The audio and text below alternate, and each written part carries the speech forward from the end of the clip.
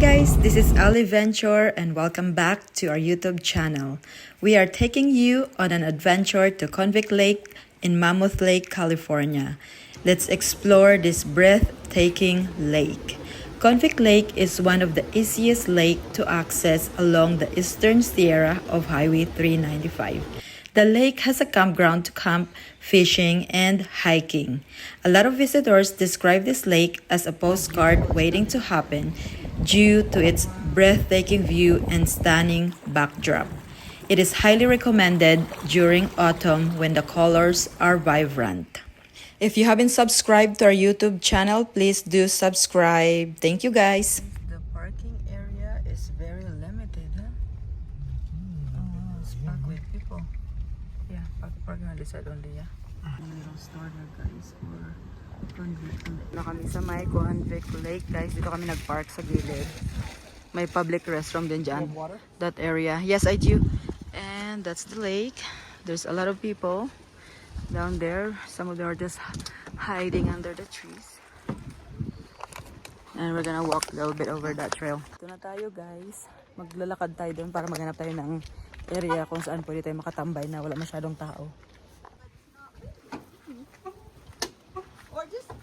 So maglakad lang kami dito guys. Sabi ko sa iyo, ang daming tao. Ayan, hindi pa ng tent nila doon. O, diba?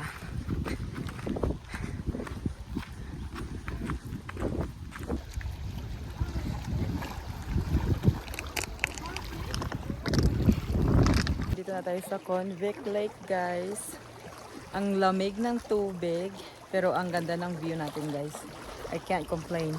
Medyo umaambon-ambon din ng konti. As you can hear probably. There is a thunderstorm. There's a little bit of Rain? Rain is dropping right now. Say hi Ali.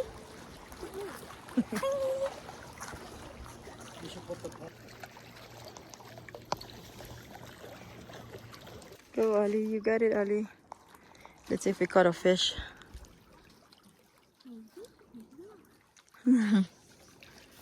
I don't think we did. Yeah, I didn't. No, do we still have the eggs? Oh yeah. All of a sudden guys, it looks like it's going to rain hard. It's already pouring a little bit. Medyo umaambon na ng malakas guys, kaya babalik muna kami sa sasakyan. Earlier, there's a lot of people here now. There's only few because it started raining earlier. So everyone start leaving. At ito naman si Ali, wala na masyadong tao. Kaya hindi na ganoon ka-crowded kagaya kanina. And look at this. Like I said guys, look at this beautiful view. Oh my gosh. Look at that. Si Ali yung partner natin. Kasi yung tatay niya nandun na. Wow. Hi guys. It's quiet now because pretty much everybody left. Because they thought earlier, like I said, it was going to rain. But we stayed for a little bit. The water is so clear and clean. And you can see the grass right there. We are exploring here, checking out everything. Wow. Come on, you got it maybe. Alisa's right behind us. It's nice here, Hannah. The water is so clean. It's a nice spot to swim, huh? Oh, it's so clear and clean. If we're probably in the kayak, we'll probably be able to see everything right there, no?